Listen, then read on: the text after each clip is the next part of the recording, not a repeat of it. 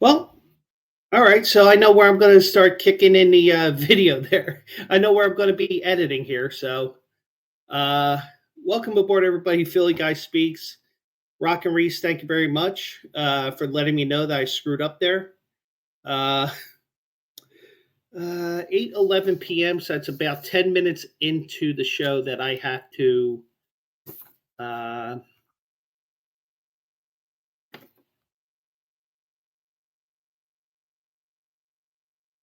so I got some major editing I got to do tonight with the podcast. So when I download it and I put it up on Apple, Spreaker, Stitcher, iHeartRadio, Spotify, you name it. So thank you, Rockin Reese, for catching that because I probably would have been sitting here 2 hours and not talking. But anyways, coming up. Oh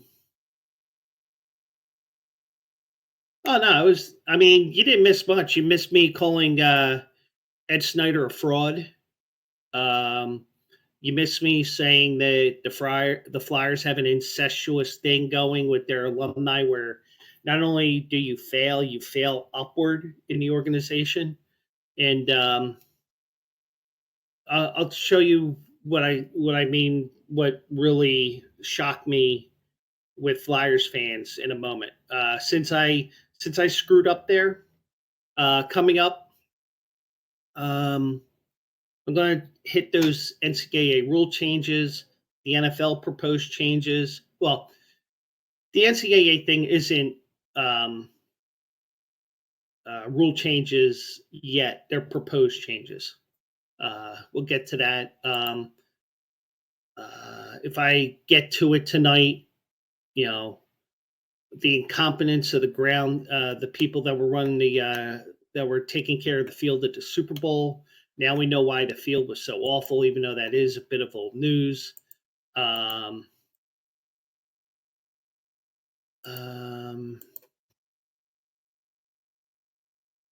not want that. The other NFL proposed rule changes, if I get to it, and also some stupid shit I saw. And this isn't necessarily stupid. It's more crazy than stupid. So hopefully you'll get to see that as well. So happy Friday Eve as well. Actually, you know what? Before I get to that big story here, first I got to tell you that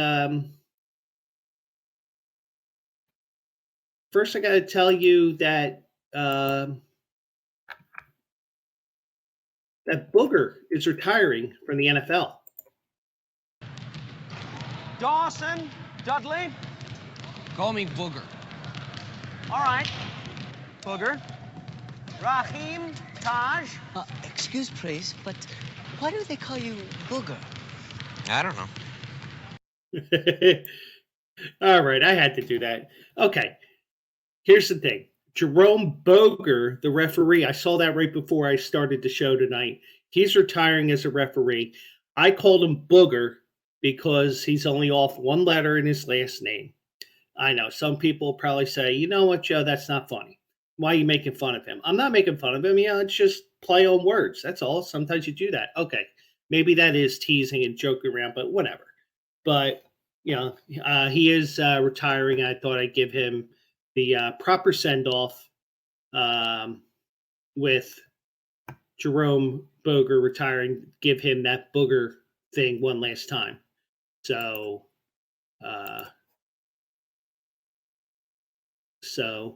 and just to let you know, Rockin Reese, this was the open I had, and it wasn't a music video tonight. This was what I was going with tonight.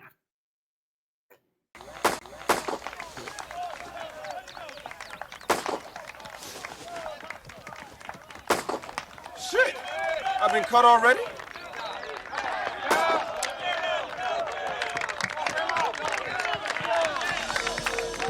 Who the hell is that?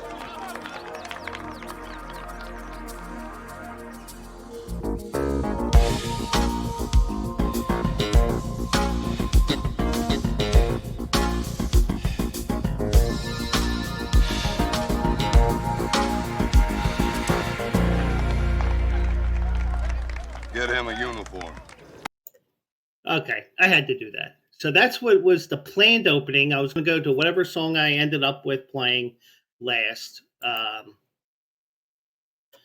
was going to that, and then you will hear nothing for the next 8 minutes if you're listening. Well, I'm going to edit that out, but yeah, I screwed up. So let me give myself one of those already. So yeah, it's typical me. I'm a fuck up. What can I say?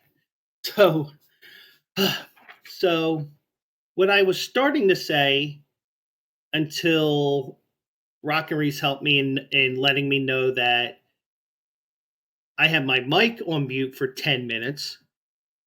I found this earlier today. It was on Crossing Broad's website, or not even on the website. It was actually on Instagram. And I'm going to share the video in a second. And no, he may run like Mace, but he hits like shit. Play action reel. Willie Mays Hayes runs like Mays, hits like shit. But seriously, Flyers played the Rangers last night, and there was all kinds of troubles with the broadcast.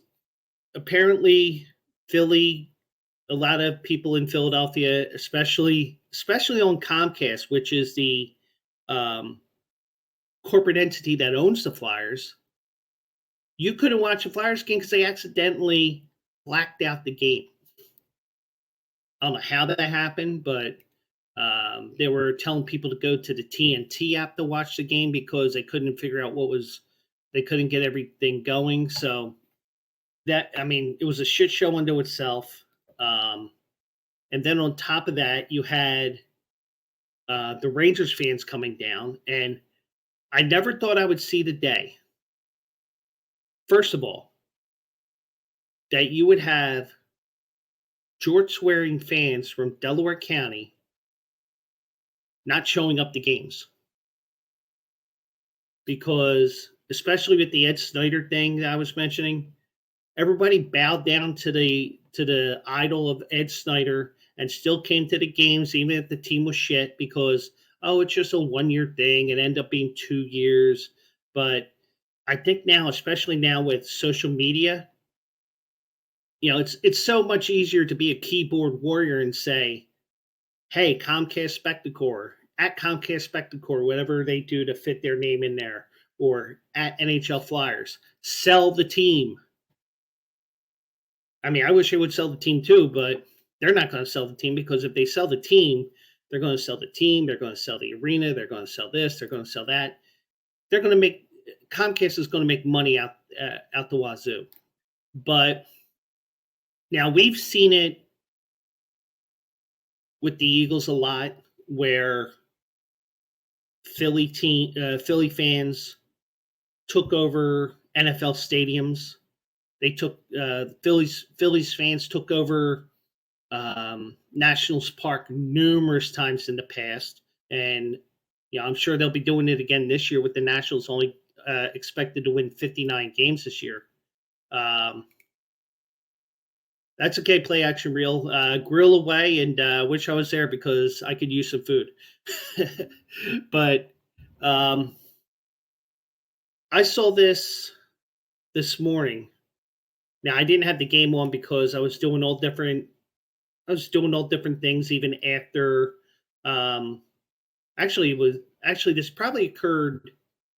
This snippet occurred during the Bleacher Brothers show last night.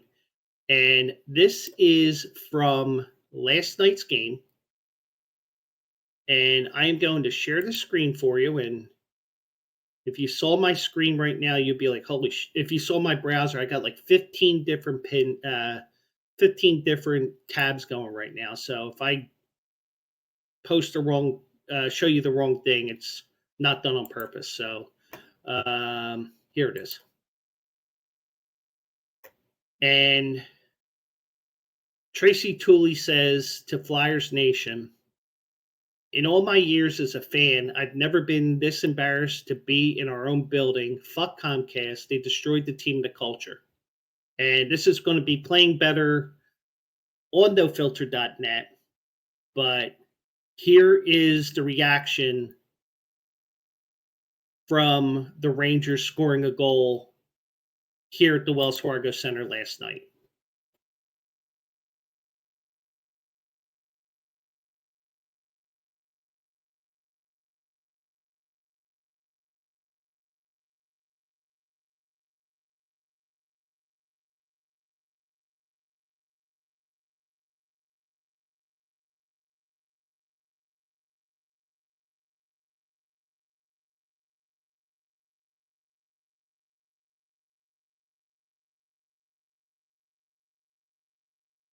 Okay, so that was from last night. That was actually the overtime winner because the game was 3-2 and piecing things together. That's why I ran it a second time. Yeah, I mean, when Flyers fans aren't showing up, the Rangers fans will come down. And in this day and age with internet and secondhand ticket sales and all that stuff, it's very easy to get a ticket to a game, especially if your team is right down I-95 from you. So as you can tell, and you could hear from the excitement and the crescendo of the goal, you could tell it was almost like it was 90% Rangers fans there. And I never thought I would see the day that Flyers fans would just not show up for a Flyers game. And that's probably why if you watch the games on NBC Sports Philly or NBCSN2, Electric Boogaloo, whatever they call it now, that's why they have so many giveaways now because, well, we had Gritty, but Gritty doesn't play. I mean, you may see him flop down or he may throw a pizza at somebody or some shit like that. But if you think about it, the fans aren't showing up. And personally, I don't blame them. I thought I thought the Flyers fans were going to show up no matter what. And maybe it's because of the fact that you have all these, because you have the technology there to just look at the last minute and you can make a last minute decision. Oh, it's a 7:30 game and not a 7:00 game? Let me look at Ticketmaster, whatever what the Flyers use now. They used to have their own ticket thing. I don't think they use it anymore. And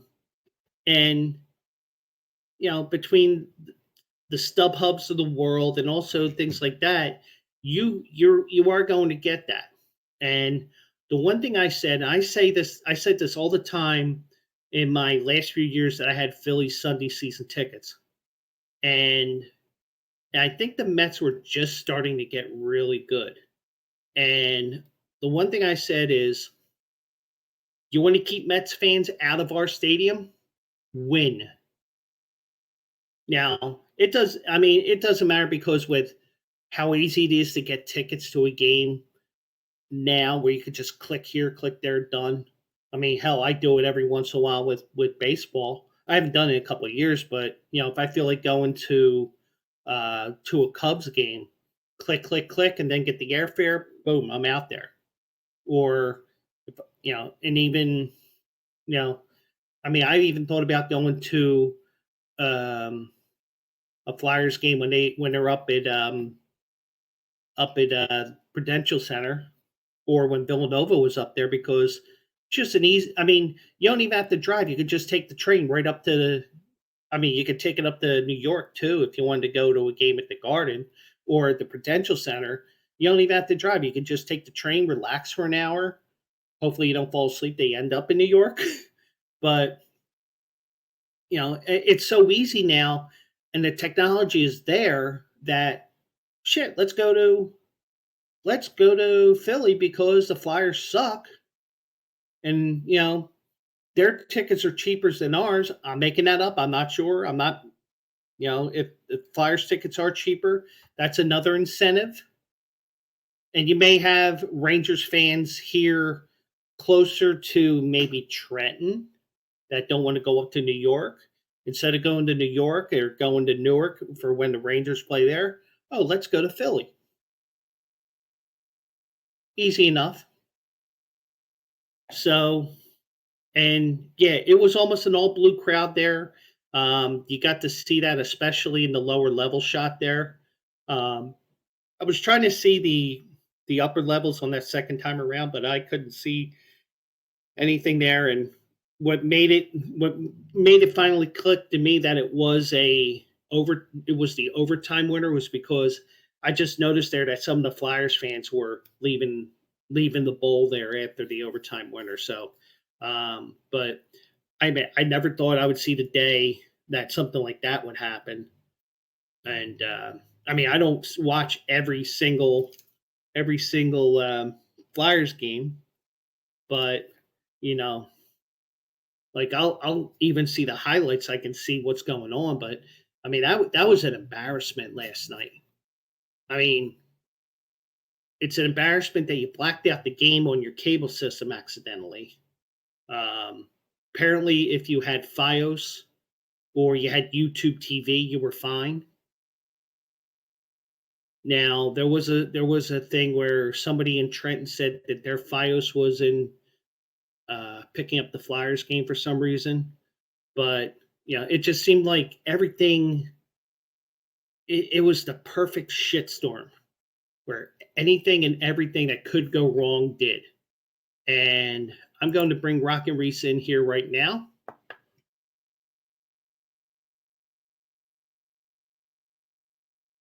And there we go. What's up, Joe? What up, Reese? How's it going? Doing all right. How about you? Doing good. Lordy. The Flyers. Where do I begin with this shit show? Yeah, that's exactly what it is. But you know what, though? I'm kind of, in some ways, I'm not surprised about this because, hell, I remember times when the Flyers are doing great and the fans weren't showing up. I'll give you, like, a key example. All right, remember, like, the year after we went to the Stanley Cup Finals and lost to the Blackhawks? Yeah. Okay. The very next season, like, going into the All-Star break, care to guess who was the number one team in the entire NHL going into the All-Star break? Was it Pittsburgh? No. Yeah, but right state, wrong team. Flyers. Yeah. Oh wow. And not just best in the East, the entire NHL.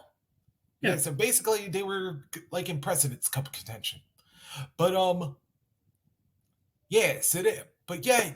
do you hear any news about them? No. But it's like, of course, who are you talking about? You're talking about Phillies, even though like spring training was kind of all right. Actually, at this point, spring training was only like in a couple weeks. Eagles I forgot what they did going into that postseason, or if they even made the postseason at all. Yeah. But yet, here you go. You got the Flyers, literally the best team in the NHL, and almost not a damn word was mentioned to them. And I remember I got pissed off at Flyers fans because I'm like, okay, we just had this miracle run in the Stanley Cup. Now here we are in first place in the entire NHL, but yet no noise.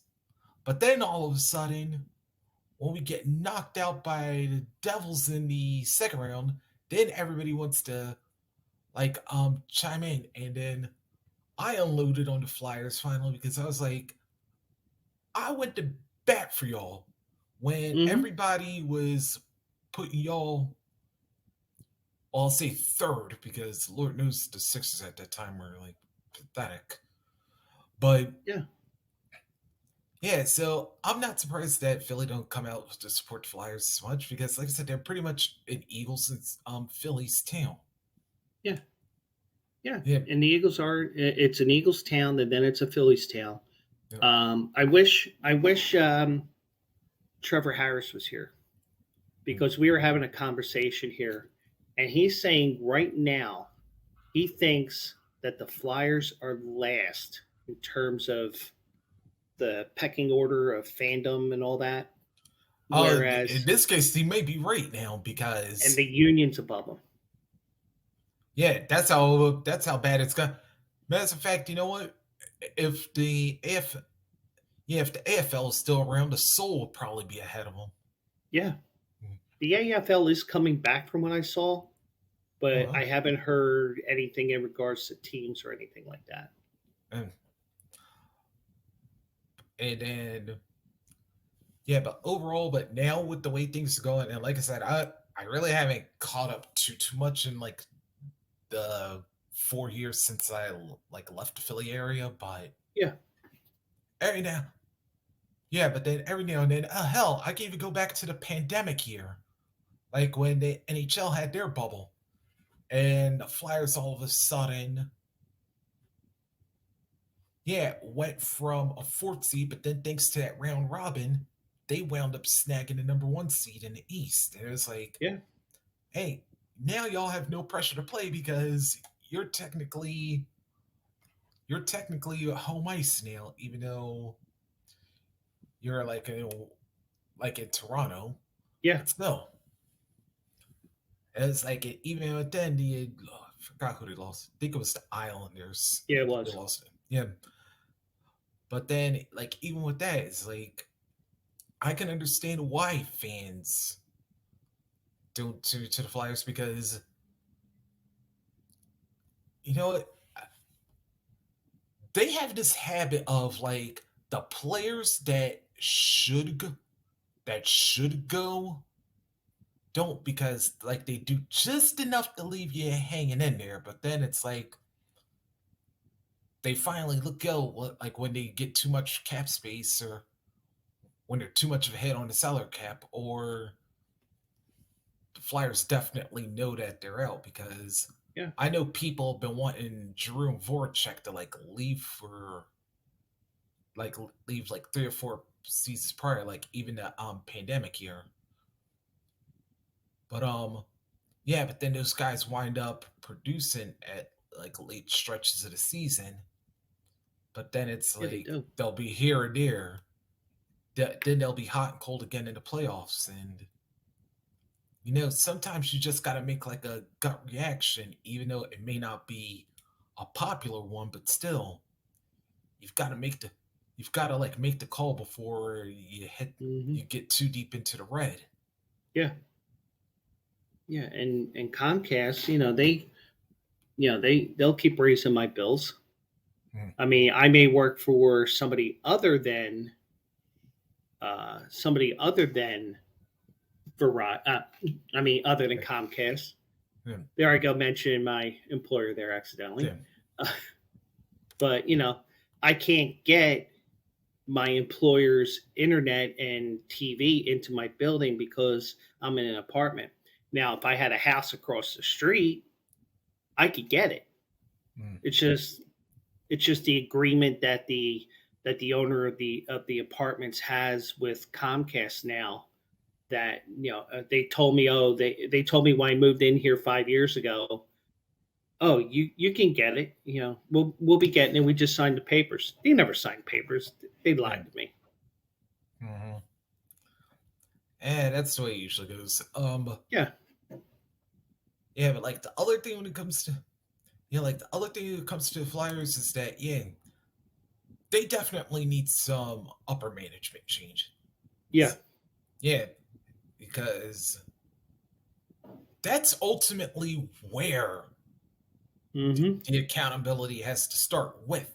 Because you can only blame the players and the coach for so much, but then you also got to look what's upper management doing to correct this one, and whoever's directly below where Snyder was, Mm-hmm. Yeah, that was, yeah. I was about to say, if I was the owner of a team, yeah. First of all, after looking at myself, I'd look at my second in command because Yeah. you're the next highest ranking person below me, and it's Yeah. like, yeah, yeah. So right now, like, yeah, because like right now, Chuck Fletcher, yeah, who's the GM, he's got to be looked at. Um, who is now the current? Yeah, who's now the like current oh, Dave Scott. Yeah, that's what it Yeah. is. Yeah, you got to look at him. You got to look at Glickman. Mm-hmm. Yeah, I was about to say like because they're the ones they're the ones that are ultimately in charge of these decisions. It's like, hey, Yeah.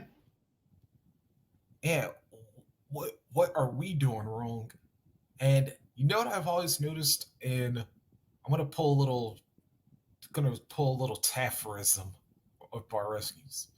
Yeah, one common denominator with failing businesses is that they always have failing owners who resort to excuses and they Mm-hmm. don't own their own accountability. And Mm-hmm.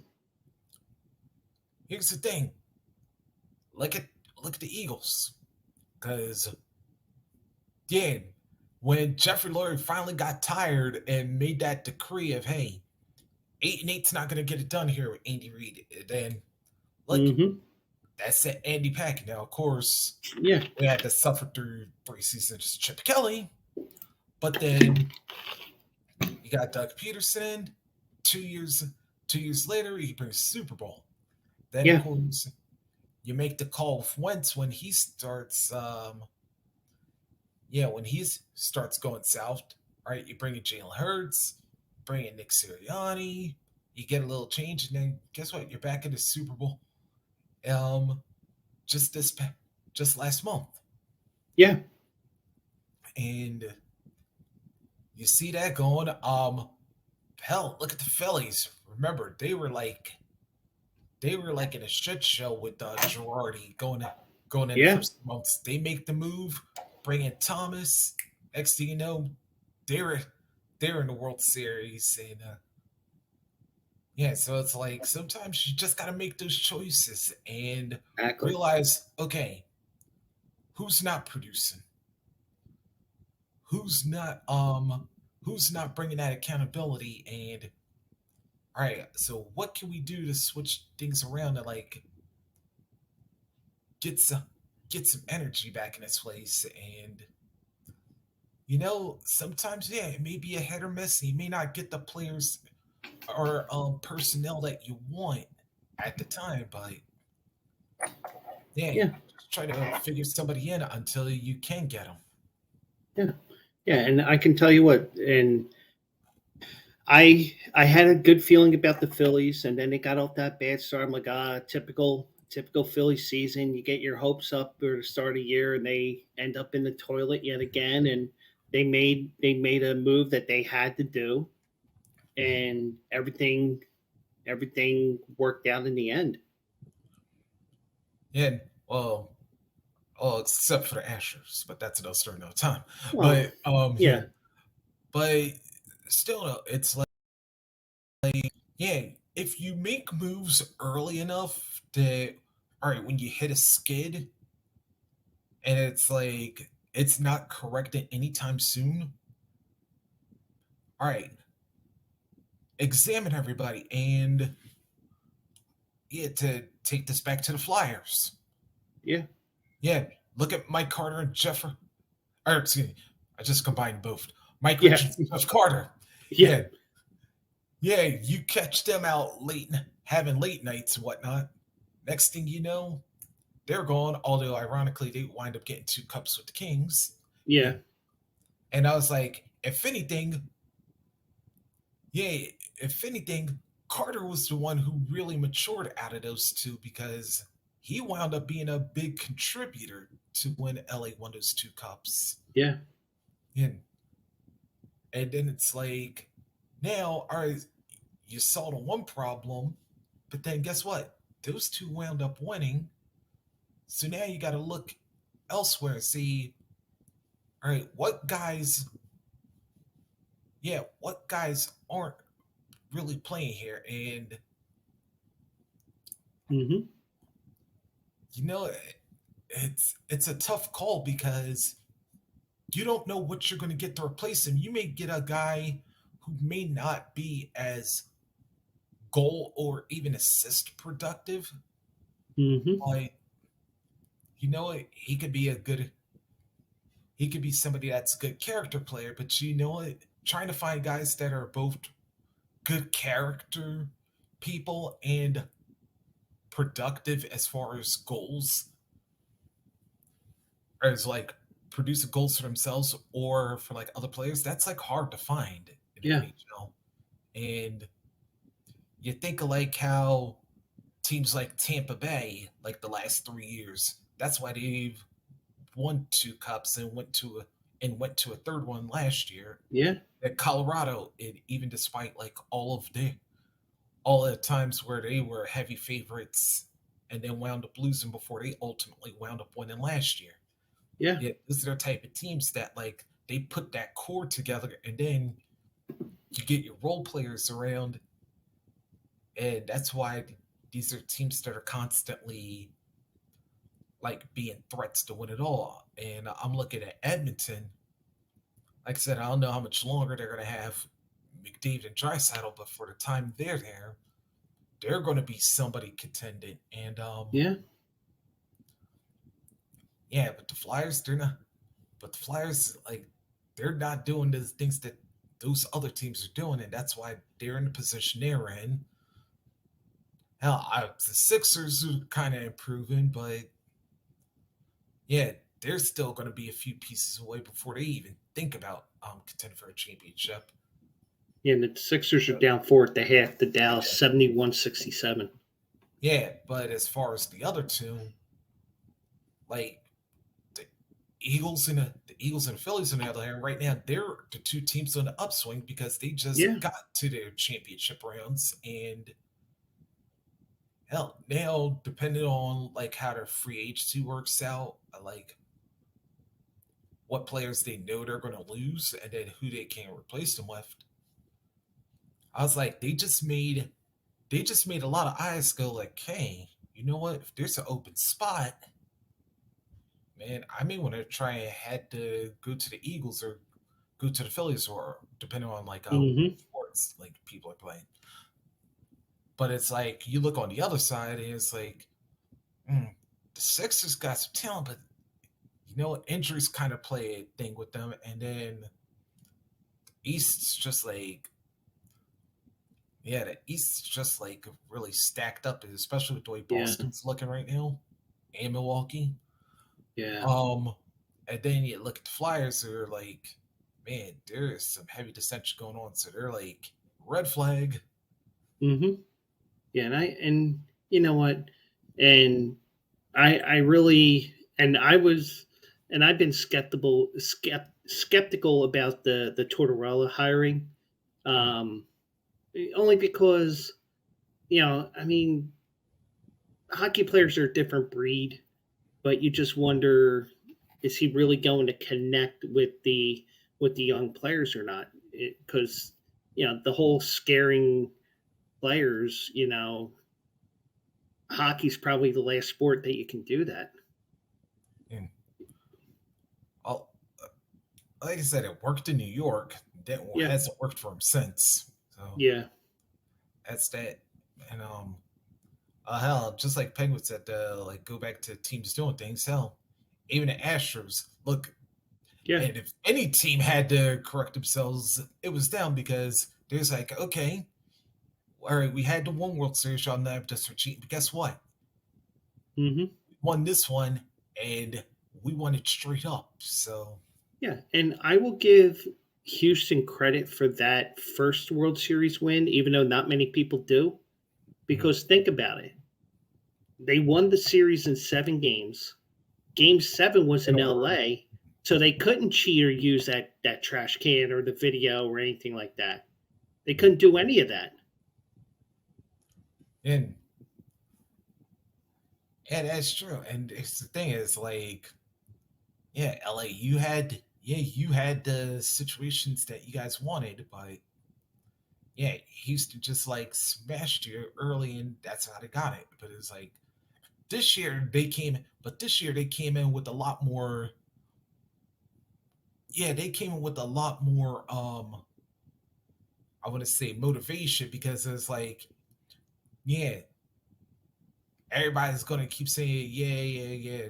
The what's the nickname I know I was seeing on social media? The trash throws, I think people were calling them. Yeah. Trash Rose was one. Asterisks was another. Yeah, but guess what? They took away all of that, and let me say, Yeah. Jeremy Pena, Mm-hmm.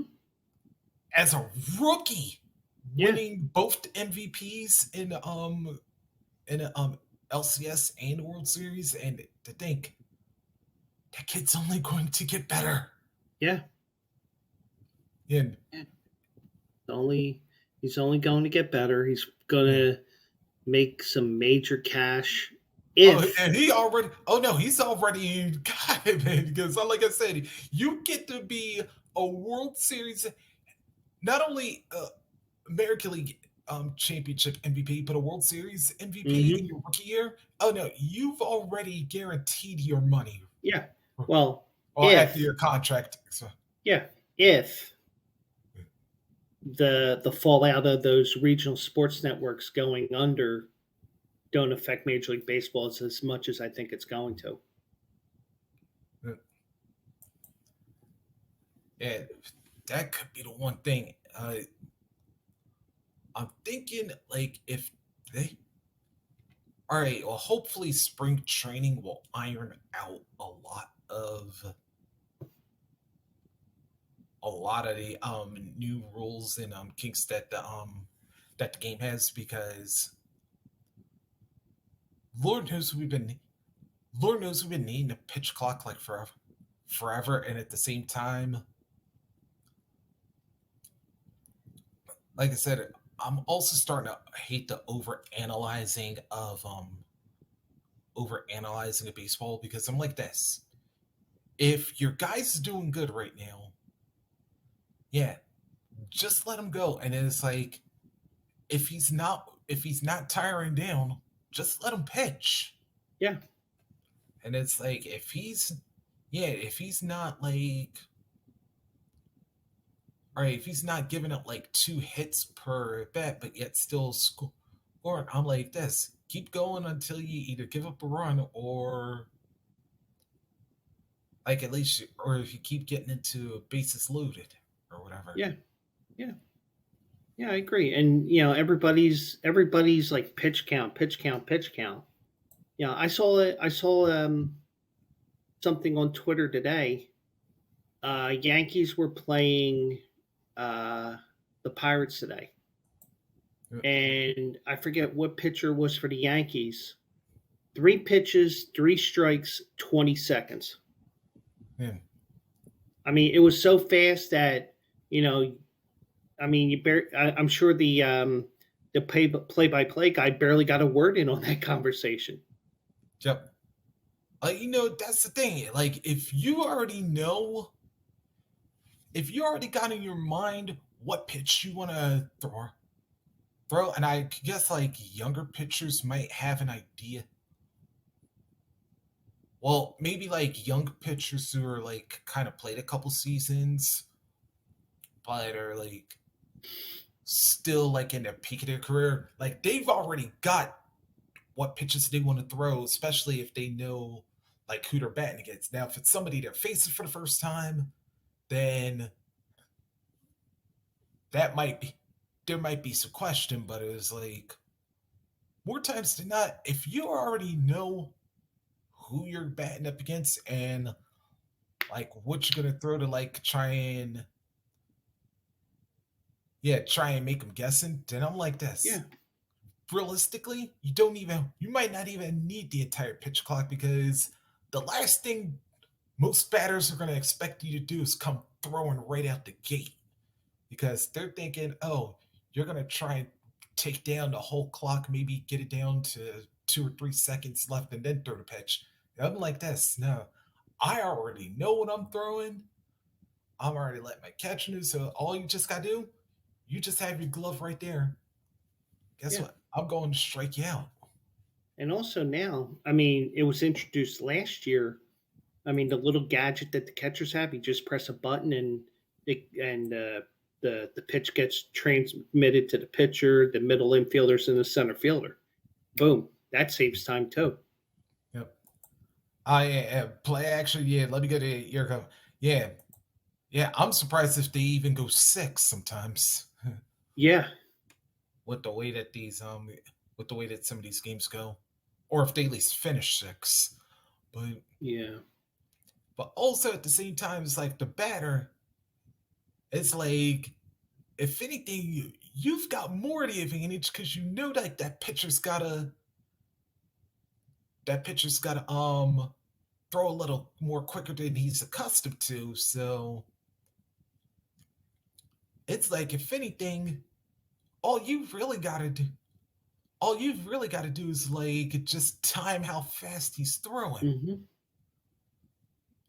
And it's like now, because the shift rule out, now you can pretty much, if you get the swing where you want it,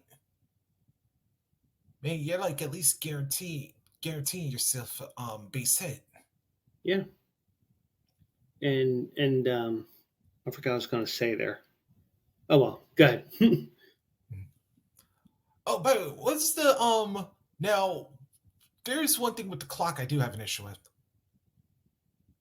What's the time differential when it comes to runners on base when compared to bases empty? Bases empty, it's 15 seconds.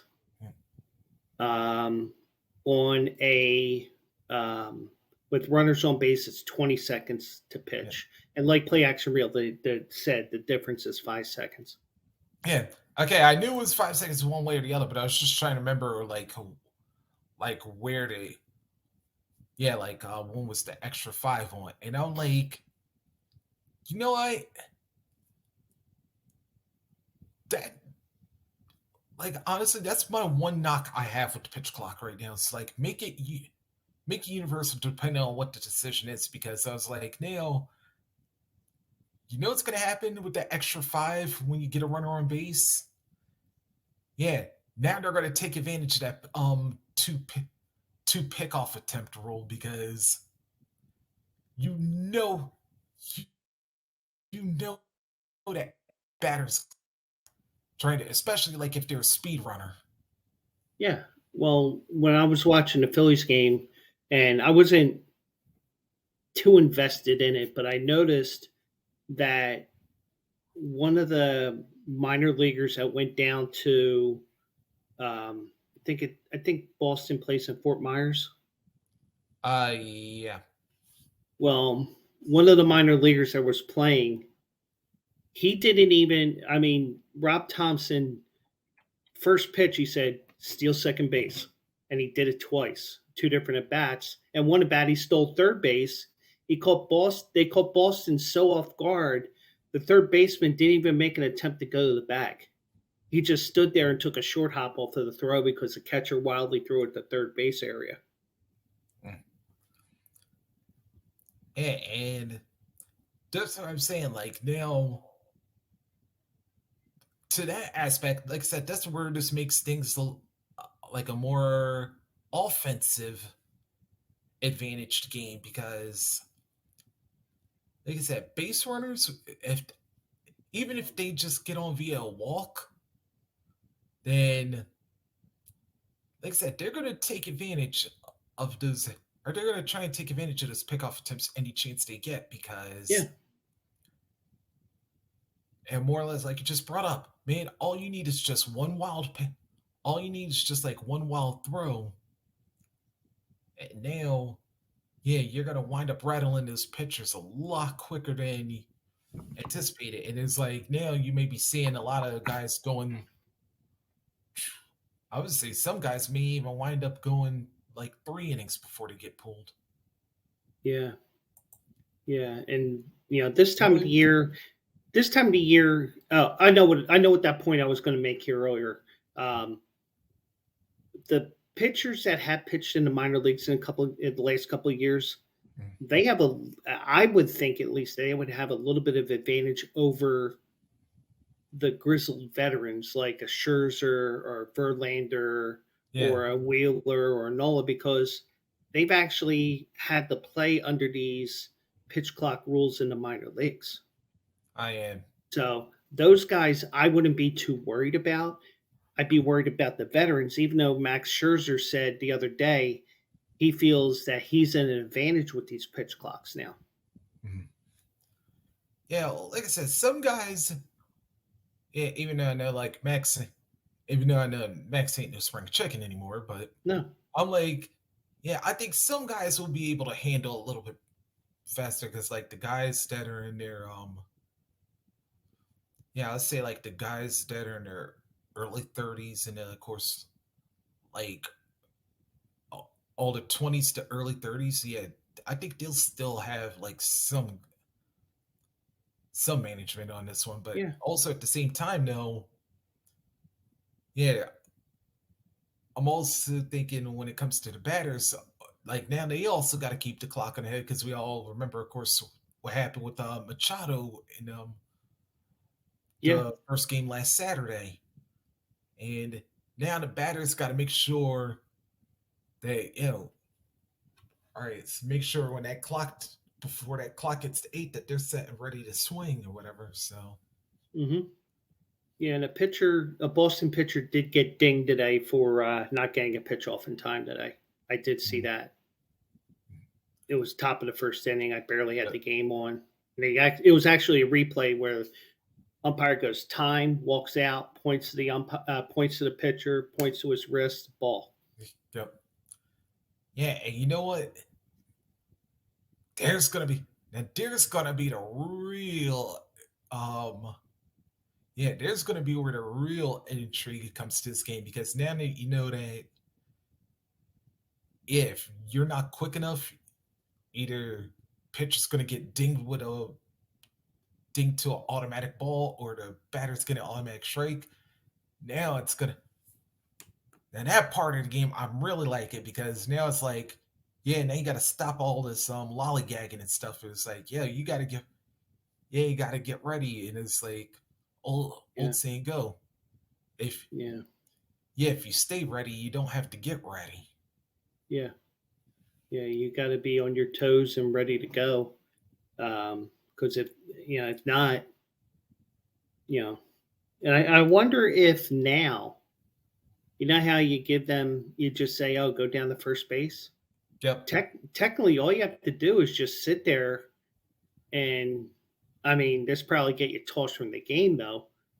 Just refuse to pitch 4 pitches to the guy and, about a minute. Okay, go to first base.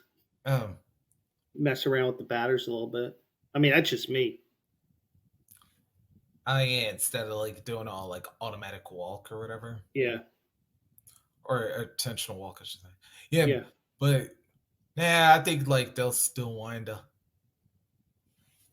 Yeah, I think they'll still wind up doing a couple of those anyway, just because that way they don't even have to worry about the clock. Yeah. Although, what would be funny? If somebody was signal intentional walk, but then they still like get the batter rung up though, because it's like, dude, I know you're seeing that they're throwing intentional walk, but you still gotta be in the box. Well, the intentional walk changed a couple of years ago. Yeah. You just tell the umpire, put him on first. That's all you do now. Yeah. Oh, wow.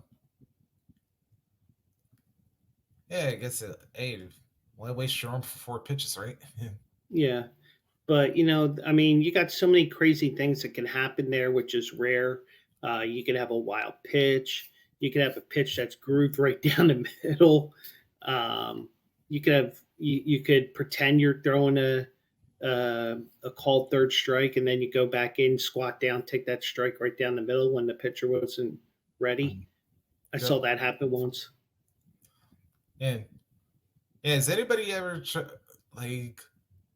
swung at an intentional walk pitch and then wound up getting like an extra base hit or something. I'm sure it's happened if I find it on YouTube. Yeah. Yeah, because I was like thinking, I think that may be the only thing I think I haven't seen yet. Yeah, much less a home run or anything, but Yeah. Yeah, I'm sure home runs happen too. It's just you got to go through YouTube and go through sports history and looking at baseball encyclopedia and whatever it Yeah. is to get that information. yeah, but overall things like this is just like, yeah, Comcast Spectacor, yeah, they've really got some questions that they gotta look at themselves when it comes to like the Flyers and hell, the Wings and everybody else that they own, because Yeah. like I said, that's like a hard sign, because when a Philly team's not showing up, Mhm. yeah, and I was about to say, I've seen Philly teams show up for like really crappy teams, Yeah.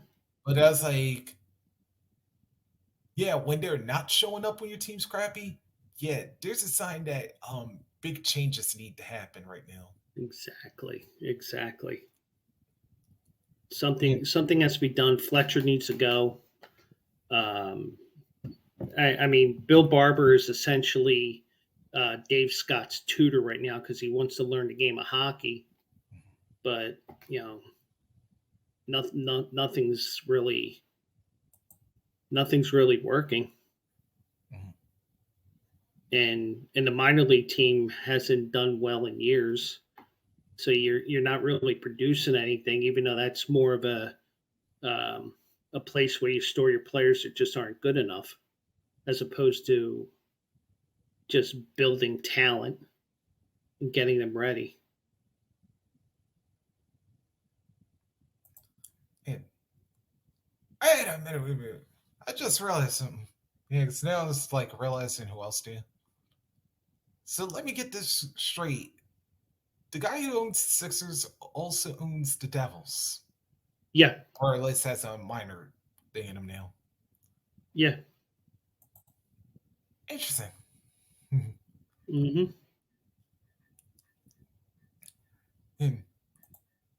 Oh, guess you might as well.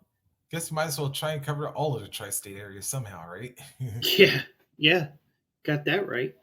And hopefully, hopefully the Flyers can start winning so people can start getting back into the arena, because that was embarrassing last night. Yeah, but like I said, it's good. Like I said, pretty much they're gonna have to take this. Matter of fact, I would start the rebuild right now, or at least I would have started it before. Yeah, started it before, like during the All-Star break. Yeah. Because And the sad thing is, Flyers are allegedly selling. They can't even sell any of their pieces. They don't have any pieces. yeah, because right now I couldn't even. Yeah, so right now I couldn't even tell you this season's lineup right now, because outside of outside of Konechny, but that's about it. That's about it. Maybe Yeah, all I can tell you, Farabee and Kevin Hayes and Carter Hart. That's about it. JVR's still there. Yeah, on his third trip in Philly now. Yeah, and about to be his third trip out if they can get rid of him for somebody. Yeah, and as much as I'm gonna hate to say it, as I think Coots is looking at his final time in Philly. Yeah. Yeah, holy crap, I forgot he was still there. All right, let's see. Oops. I almost accidentally started playing the basketball game by Michigan and Illinois. And Yeah, but I gotta say, like, yeah, outside of all right, it's Fairby Frost, yeah, Hart. Damn, all right, so they got the Flyers actually have a fairly young lineup, Yeah. but unfortunately, like I said, it's like with the way they're going right now, yeah, not a whole. Yeah, there's not like a whole lot of enticing to go on here right now. Yeah.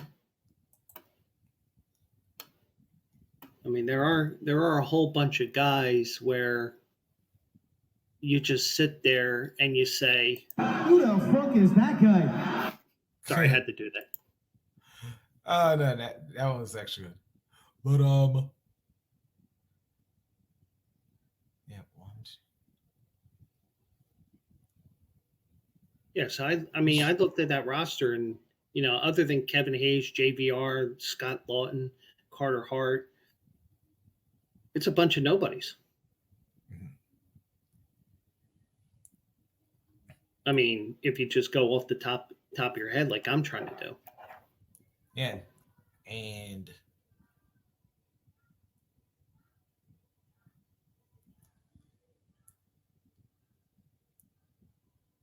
and just like looking at this one, it's like, yeah, what it is 1, 2, 3, 4, 5, 6, 7. Damn, lost 8 of their last 9. Yeah. And they're 1-10 in overtime. Damn. That's always been typical with them, especially like if you got to a shootout, which Yeah. God knows how that part of their record is. Yeah. But all in all, yeah, like I said, there's going to be a lot of questions coming up for Philly, like in the next couple months. Yeah. And yeah, I think imagine. they definitely need to sell the team, because like after Snyder passed away, like the team just hasn't been the same, and they were kind of looking that way, like even in its final years. Yeah. Yeah, and hopefully, I mean, even if they don't sell the team, the owners or the CEOs, wherever it is, they just sit there and let the guys that know hockey know what they're doing. They let them do what they do and get this team fixed. But I mean, I do commend Scott for at least trying to learn the game of hockey, Mhm. But something has to be done. And the question is, like, can the Flyers even afford it? You would think so. Anyway, Joe, just want to thank you for the time. Glad to have you on here again. Yeah, always keeping up the good work, my brother. Thank you. And catch Rockin Reese on Saturday. Always check NoFilter, because you never know, something may come up and we may not be able to start right on time or whatever. Always check the NoFilter page. Rockin Reese is on Saturday afternoons here on NoFilter.net. All right. Thanks a lot, everybody. Have a good one. Have a good one, Rockin Reese. Rockin Reese, everybody. Another great job by Rockin Reese here tonight. And yeah, I mean, I don't know. I mean, the easy out is to sell the team, but in my opinion, even if you do that, do you really have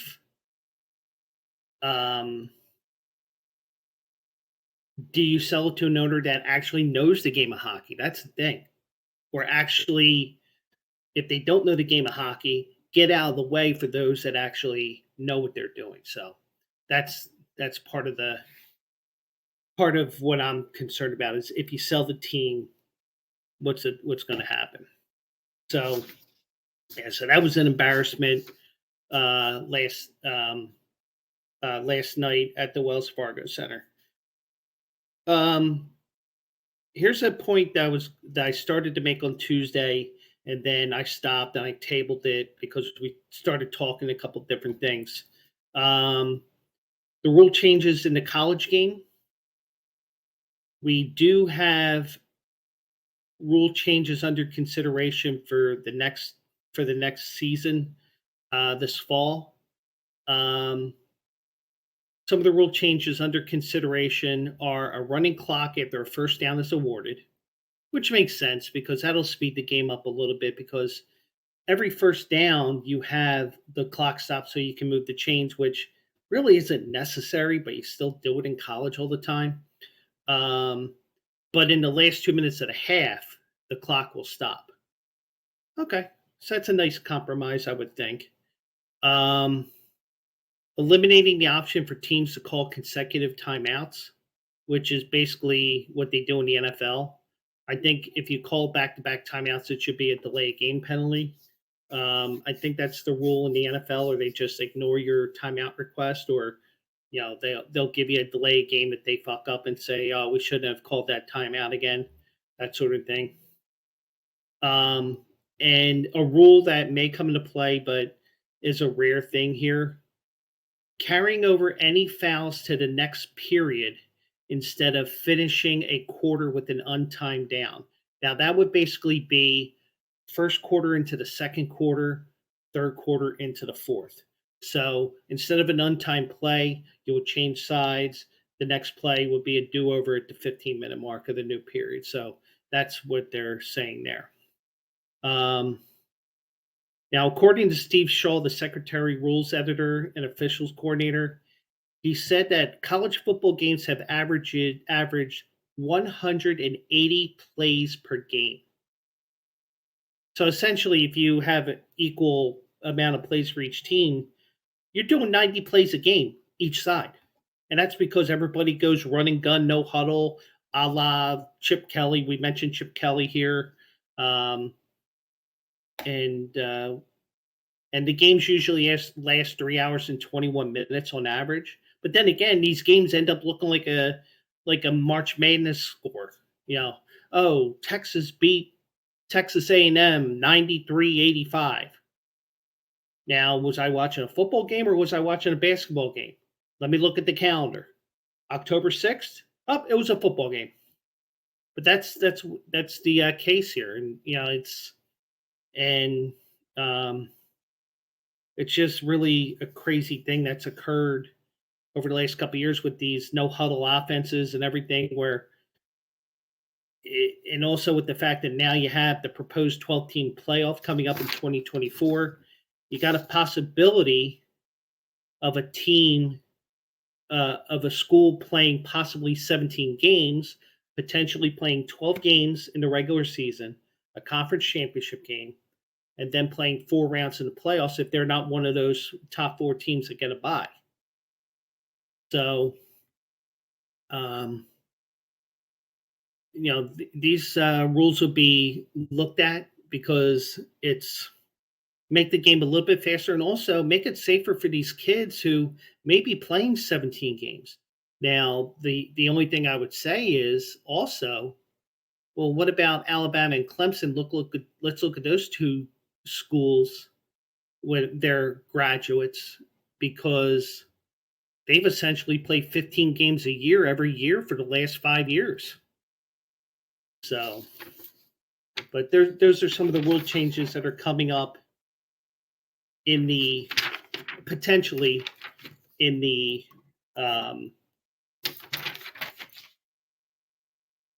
in NCAA, in the NFL. And I do want to say what up to Penguin AZ. He's been bouncing in and out here. Play Action Reel's been here. Steve Luker's been bouncing in and out. Luch has been bouncing in and out. Luch is part of the Bleacher Brothers show on Wednesday nights here on NoFilter.net. The Philadelphia Eagles did have 2 different proposals this week. One you may know by watching the XFL. and that is that teams will have the option to convert a 4th and 15 play from their own 25-yard line. This rule is being used in the XFL, as I mentioned, and one team actually converted it in week 1. The rule was popular enough that in the NFL that was proposed in 2019, 2020, and 2021, but the rule was voted down in 2019, and it was tabled the following 2 years. So maybe with the XFL and also the USFL, because they'll come up with some crazy ass rules every now and then. Maybe you'll see it in the NFL. Now the XFL rules, they will probably get the vote this year. USFL will probably be next year. The Eagles also proposed the number 0 to appear to be used in jerseys. And I mean, I don't like it in college, and college has been doing it for the last couple of years. I mean, you get one extra jersey number, big deal. It's not like we're wearing triple digits here, 100 to 199, let's say. But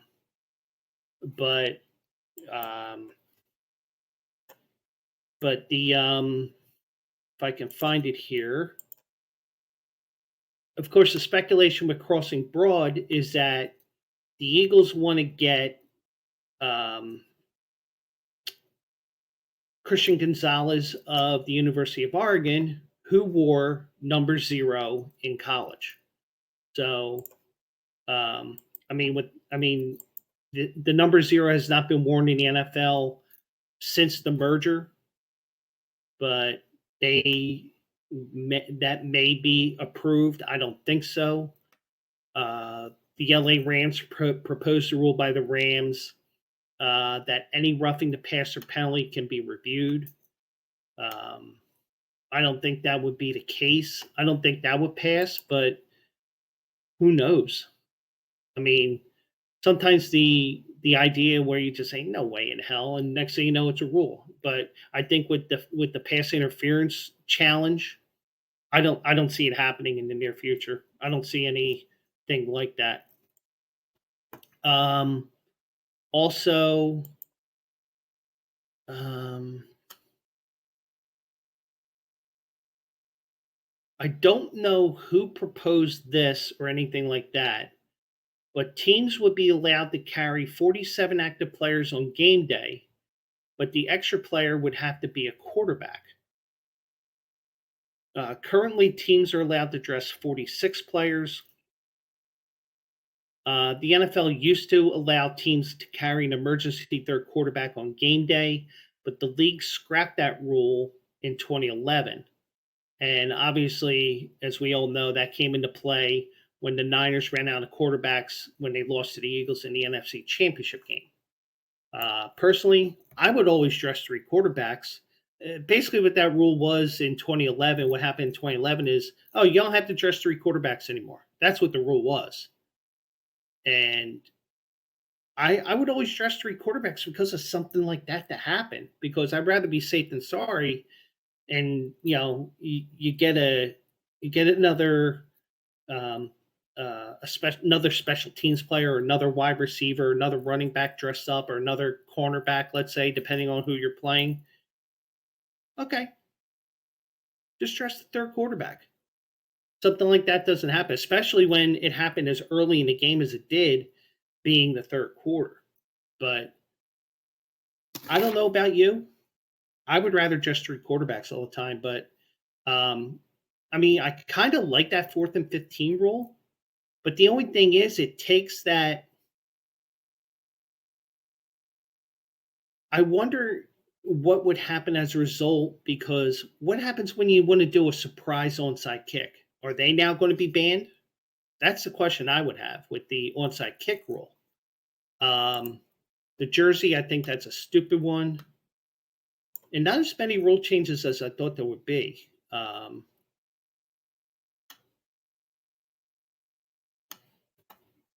Because I wanted to touch base on that as well. One more story here that's NFL related here. as I'm clearing out the tabs here little by little.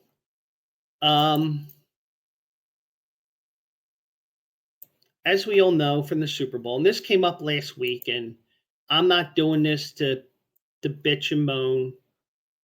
I'm just mentioning because it was mentioned in the stories here. It was mentioned last week, and I just gotta say, what the fuck are wrong with you people? Now, if you remember from the Super Bowl, everybody was slipping and sliding. It was almost like you were playing on a slip and slide instead of natural grass in Arizona. But according to, well, this is an article from NBC Sports Philly. And this is probably the same article, just written in different text, but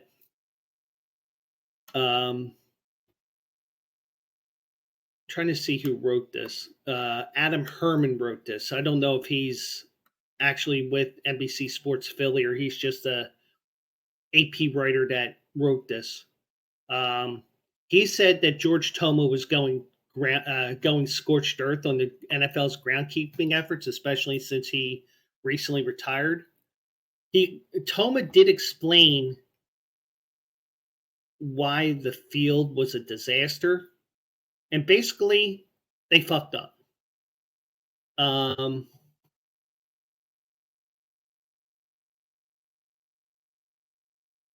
So Toma told ESPN that he believes the field was overwatered in the days leading up to the game.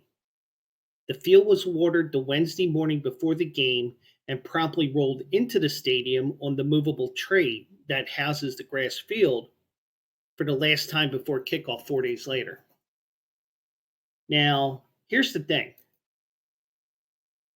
Yeah, you're in Arizona. It's dry as fuck. Play Action Reel and Penguin AZ can attest to that because they're both from down there. They both live down there. You were in a retractable roof stadium, and the only thing is right above you. And Play Action Reel says that the grass was a rye grass blend, which if you water it too much, it's going to be real slippery to begin with. My point is, if you're putting it into the stadium on Wednesday, which, we don't know what practices they were doing because they also covered the field because they were doing practice for the halftime show, the national anthem, all that stuff. So they were covering everything as much as they could as well. Somebody screwed up. Somebody may have overwatered the field, whatever. And when you bring it into that stadium, it isn't like putting it into Lincoln Financial Field where it's very open air. You only have one source of air coming in naturally, and it's from the roof, and the air doesn't really go in there. And Penguin AZ says everyone always overwaters here in Arizona. And the thing is, the NFL guys aren't from Arizona, I don't think. And they've done this year after year after year, and maybe it's a one-time thing. And even as an Eagles fan, I'm going to say, even though I'll take the side, I'll say basically what a lot of the Eagles players said, it was just as slippery for the Chiefs. But the point I would make, and Play Action Reel does make a good point here, they didn't account, he believes they didn't account for the unusually rainy, cold weather that they had. Now, granted, it was 60 degrees there leading up to the game, and the game itself was warm. It was in the low 70s because I was joking around in the days leading up to the game saying, hey, I'm looking on my weather app. It's going to be 69 degrees. All right, 69. But, I mean, it got like the 75. But the thing is, even with the way that the stadium is constructed, from what I can tell, if the turf is inside the stadium, for 4 days, it's not getting much sun. And when you're not getting much sun, you can't dry that shit out. I mean, that's common sense.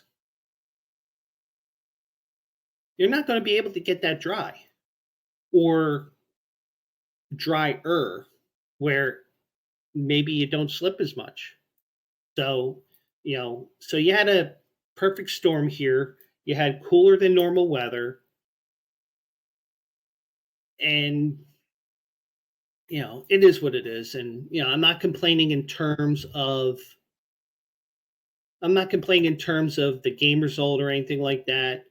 And also they said something was smelling. Oh, here it is. Thomas said a tarp was laid on the field to protect it from the rehearsals for the pregame, halftime, and postgame shows, and that led to the field emitting an odor. Thomas said he was told during the week that the field was starting to decay and rot. It had a rotten smell, he said. And Tom also said that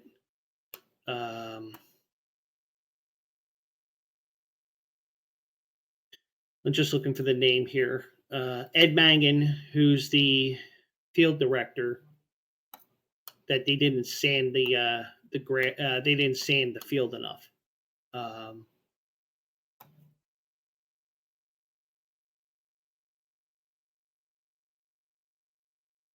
But I'm not making excuses. It's just a interesting story that I found that came up over the last week or so. So,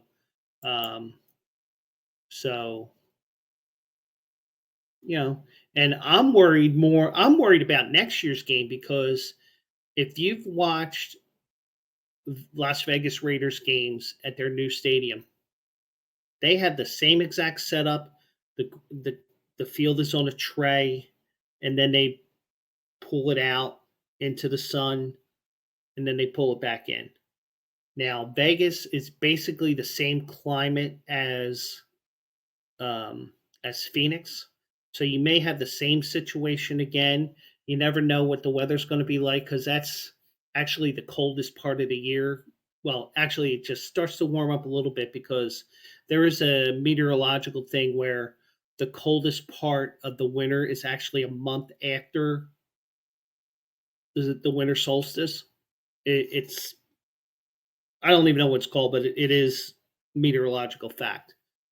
But I'm just wondering if maybe we would have the same type of issue. But also the Vegas stadium, they do not have that roof is not retractable, whereas the one in Glendale is.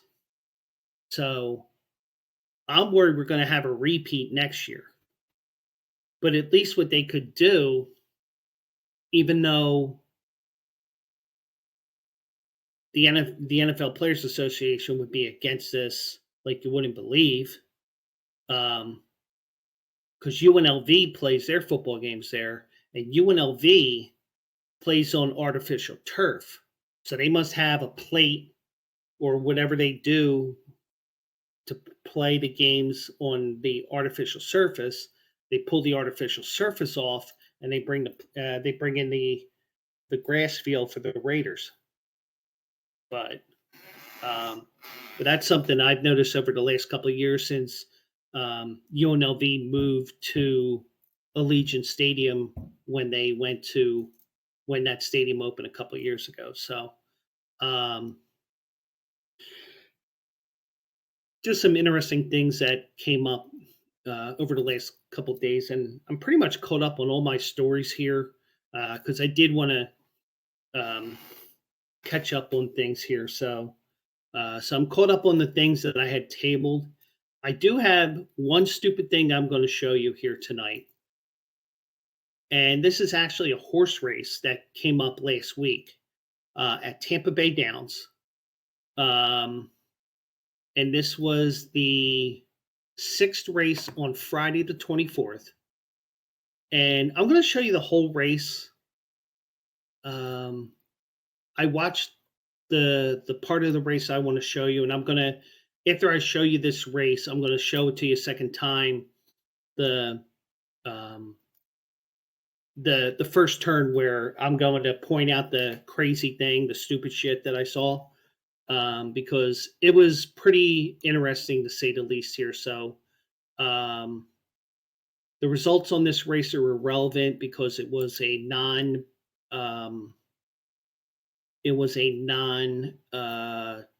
Kentucky prep race, Kentucky Derby prep race. But I do want to show you here this race here. It's a sixth race from Tampa Bay Downs on Friday, and my good friend Jason Beam has the call. And here we go.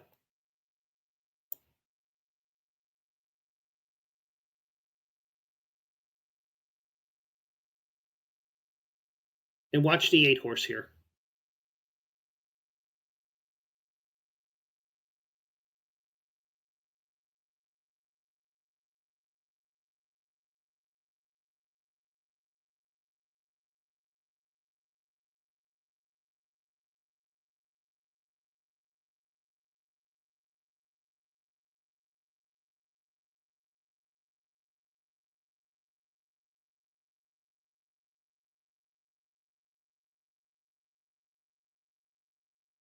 The 8 blew the turn there, as you saw.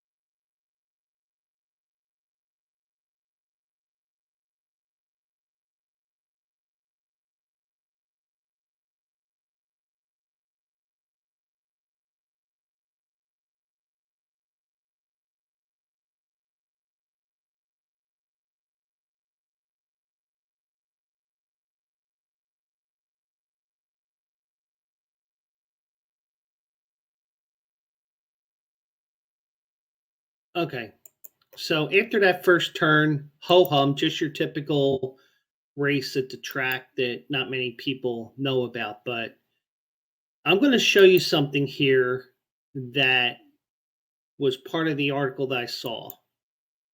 And let me see if I can do this perfectly here.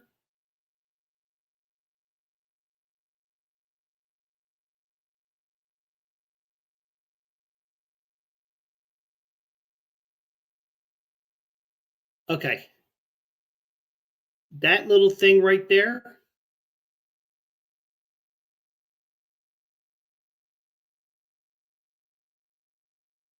that was a fucking alligator crossing the track as the horses were going by. From the Mirror UK,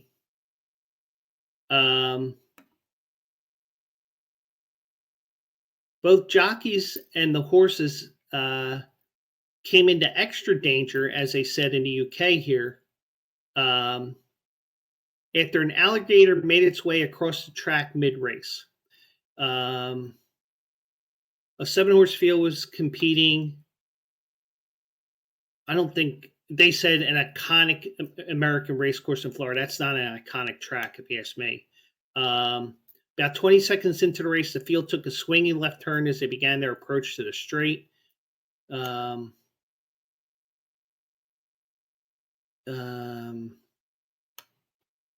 The alligator's presence was to disrupt the order of Manny Jimenez, the jockey on Papa Jimmy, who was forced to take evasive action and the two back markers were the two horses way in the back were also involved in the drama after the alligator in question appeared to take a swipe. Oh, he tried to take a bite out of him. The reptile then appeared to lash out again, this time at back marker Macho Real. So that's the first time I read this article completely. So apparently he came up and took a bite out of this horse. So I am going to show you the head on here. And like a track like Tampa Bay Downs here, after the race is official, you see they were preparing for the next race. And what they do is they like to recap the race here. So let's see if we can see something there.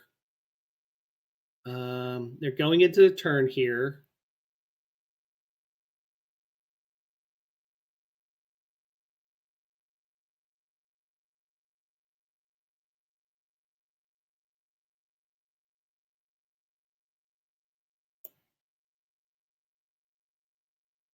And I'm trying to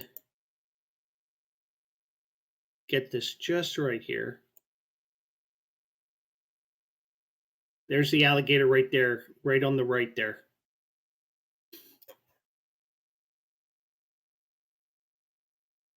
Yeah, birds are attracted to water and open air, and I think Tampa Bay Downs does have a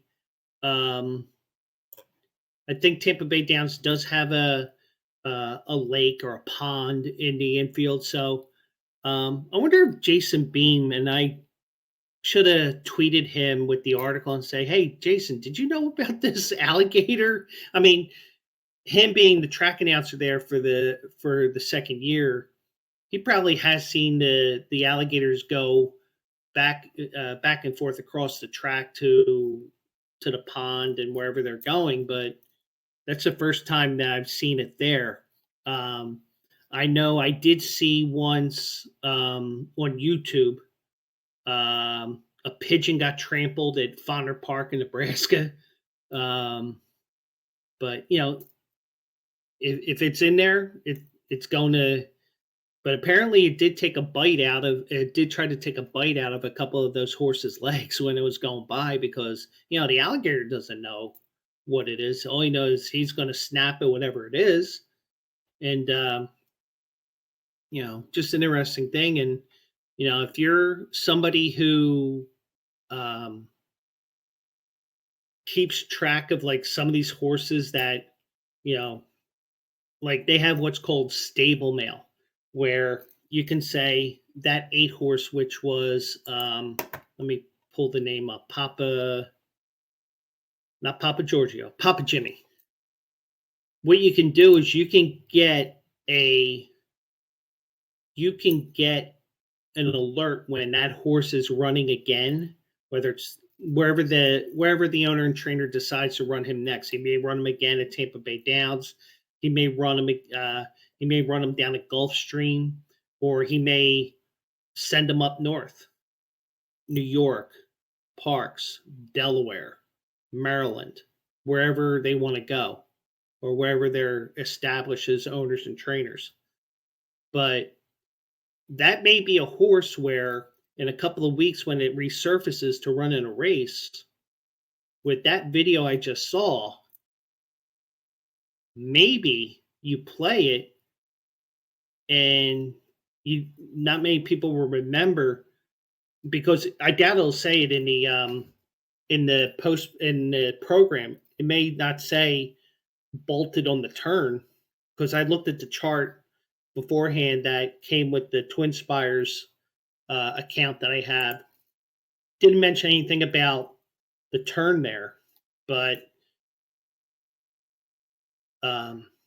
sometimes you'll see that the horse tired, but there's a reason why he blew the turn, because of that damn alligator. Damn alligator almost bit my leg off. Oh my God. But you get the idea. So sometimes it's those little things, and I'm not really a video handicapper, but those that that are quote unquote video handicappers, they'll actually take the time to look at every race, every last race for those horses. They'll see something like that and they'll say, that's interesting. So, and then the alligator story, and then you'll say, oh, okay, now we know why. So, but that was something really strange that came up here on my Facebook feed as I was actually looking around. I was like, oh, I got to share that shit. That's funny as hell. I mean, not funny, haha, funny, strange. But anyway, so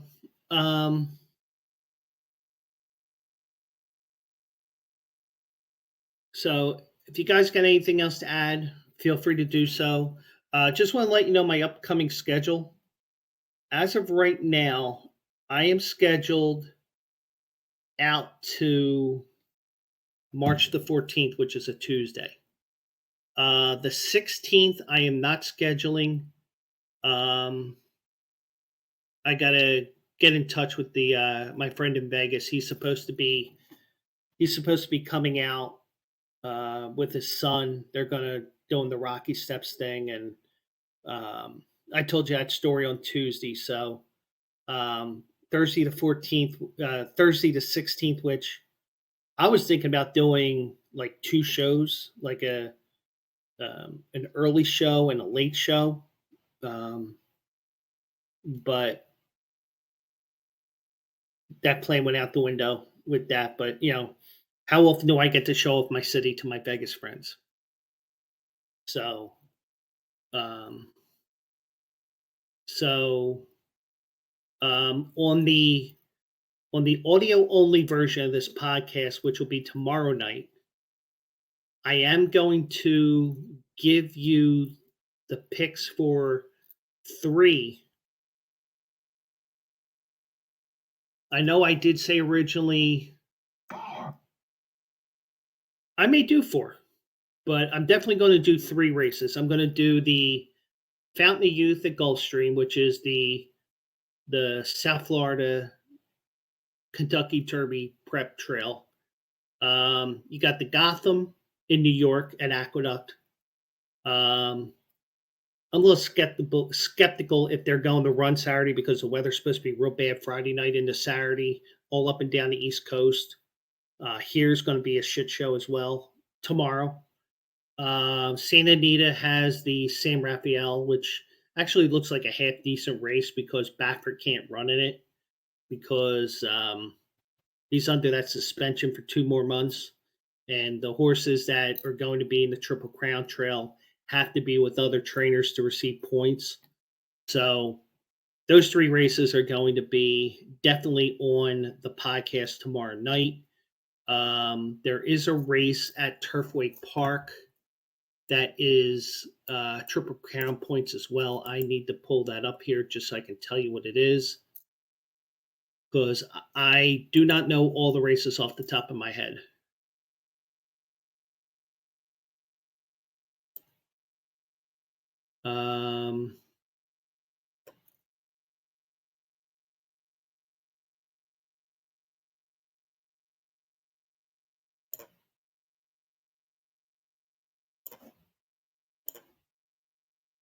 The race at Turfway Park on Saturday night is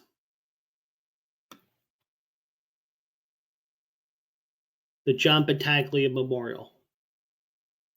And with that race, you may not necessarily see many horses going from there to the Jeff Ruby Stakes. They may go from there to Keeneland because it's only a 3-week turnaround. And these trainers, especially with these top-notch horses, they like to go 4, 5, 6 weeks between races. So, but we'll see what happens because you may see that happening. And I do have a good profit going right now, good return of investments. I did give you the Mind That Bird winner on last Friday night, even though the race didn't run until Tuesday because the weather was so poor at Sunland Park in New Mexico. So, do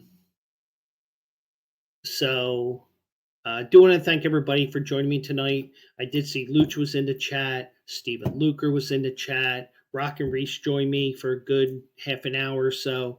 Always great to have him on there with me. Play Action Reel and Penguin AZ. They've been both in here tonight, and if I missed anybody, it's not on purpose. I always thank everybody for taking the time because you could do many different things. You can do whatever. You took time to watch me tonight, and I appreciate it. I can tell you there were a lot of shows on Twitch where I had nobody watching. I still did the show because the shit was archived. And even so, as I say every time, the video is going to be archived for at least 2 weeks. The audio will be on the Philly Guy Speaks podcast, wherever you get podcasts, whether it's Apple, Spotify, Spreaker, Stitcher, iHeart. I see everything that comes up on that. So, and also, I got some editing to do tonight because Stupid Me did not have the microphone on. So let me give myself another one of those because I deserve it. So I got some work to do tonight, ladies and gentlemen.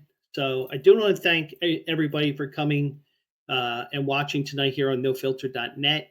I will be in the chat room with you guys tomorrow for Tony Bruno's show, unless he has a last-minute cancellation like he did last week. And personally, I don't blame him because when friends come over, party. I don't blame him. And then last call with Duncan Dad, Penguin AZ, and Play Action Reel, approximately 9:15. Depends if Tony gets done on time or not. And they sometimes start late, which is not a big deal, and they shoot the shit as well. So I do want to thank everybody for joining me tonight. Oh, Rockin Reese, Saturday afternoons. Always check the scroll on No Filter. You'll see everybody's shows coming up in the near future. So I do want to thank you all for joining me tonight. I will be back Tuesday at 8 o'clock. Tune at that time.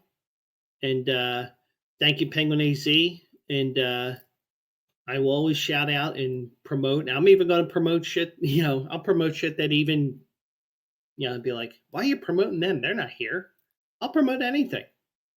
So, do want to thank you all for joining me tonight. I will catch you Tuesday night here at 8 o'clock right here on the Philly Guy Speaks, part of the Bleacher Brothers Sports Network here on NoFilter.net. Good night, everybody.